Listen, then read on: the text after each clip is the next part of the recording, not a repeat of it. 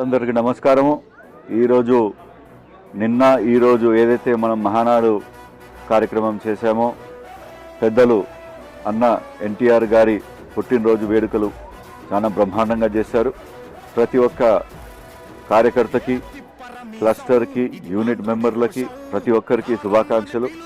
మనము ఇదే స్ఫూర్తితో మనం ముందరికి పోయి రాబోయే ఎలక్షన్లలో కూడా ఇదే స్ఫూర్తి, ఇదే ఐకమత్యం చూపించుకొని పత్తికొండలో మ్యాక్సిమం మన సర్పంచులు, ఎంపీటీసీలు, జెడ్పీటీసీలు అన్నీ కూడా మనము కైవసం చేసుకోవాలా.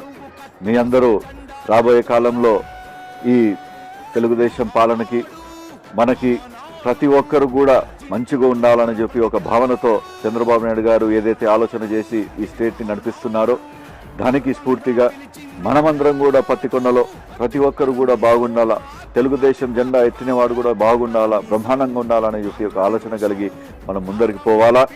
ఈ కాలంలో చంద్రబాబు నాయుడు గారు రావడం జరుగుతుంది. మనము ఏదైతే హార్టికల్చర్ హబ్ అని చెప్పి మనం ఆ రోజు ఆ ప్రామిస్ గురించి మనం అడుగుతాము, హార్టికల్చర్ హబ్ ఇప్పించుకుంటాము. మన యువతకి కూడా ఇక్కడ ఉద్యోగాలు రావాలా, ప్రతి ఒక్కరు కూడా బాగుండాలని చెప్పి ఒక ధోరణిలో ఆలోచించుకొని మనం ముందరు పోతున్నాము. దీనికి ఆ దేవుడు సహకారం ఎల్లప్పుడూ ఉంటుంది.